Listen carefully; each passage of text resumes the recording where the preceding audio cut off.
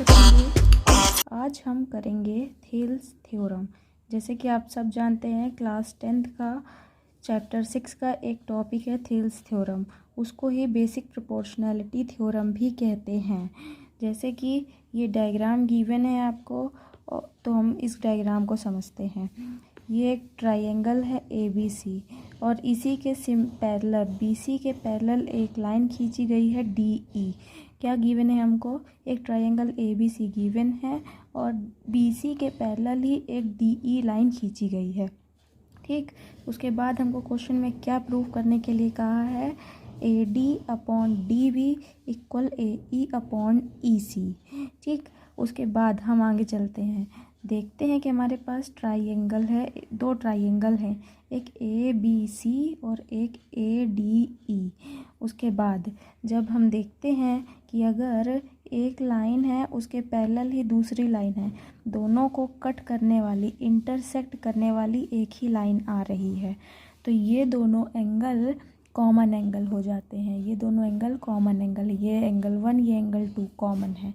उसी तरीके से इस साइड पर भी है, उसी तरीके से इस साइड पर भी है। एंगल ये इस लाइन को और इस लाइन को कट करने वाली एक ही लाइन आ रही है इंटरसेक्ट करती हुई, इसीलिए एंगल 3 और एंगल 4 ये दोनों भी कॉमन एंगल हैं।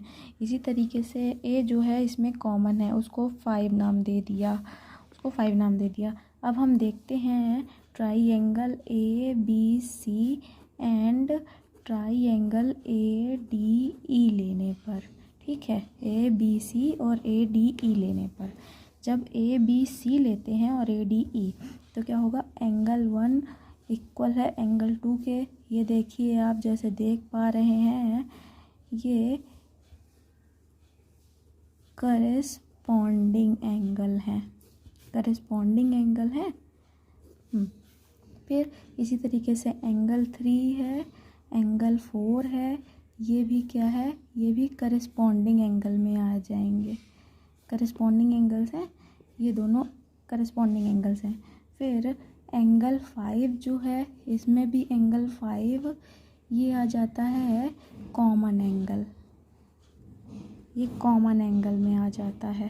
ठीक है, फिर उसके बाद जैसे कि अगर किसी भी ट्रायंगल के तीनों एंगल करेस्पॉन्डिंग एंगल होते हैं तो हम जानते हैं वो एंगल सिमिलर होते हैं। तो ट्रायंगल ABC सिमिलर है ट्रायंगल ADE के। ठीक है, उसी हिसाब से अब देखा जाए तो अगर कोई एंगल सिमिलर है, उनकी जो साइडें होती हैं वो भी इक्वल होती हैं। ठीक, if triangle are similar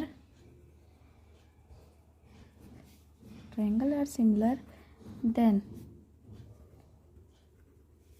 side are equal। ठीक है, तो क्या लिख सकते हैं हम? AB एक ट्रायंगल बड़ा वाला AB अपॉन AD छोटा वाला, ठीक है, इक्वल AC अपॉन AE। अब बोथ साइड हम सब्ट्रैक्ट कर दे 1। ठीक, बोथ साइड सब्ट्रैक्ट 1। अब देखते हैं AB upon AD -1 equal AC upon AE -1। इनके नीचे कुछ नहीं है, 1 लेके एलसीएम ले लें तो ऐसा बनेगा AD और ऊपर इससे डिवाइड किया हो, ये क्या हो जाएगा? AB माइनस AD इक्वल यहाँ हो जाएगा AC minus AE upon AE, ये बनेगा। अब देखिए AB माइनस AD करें, ये AB माइनस करेंगे AD तो क्या बचा? DB बचा।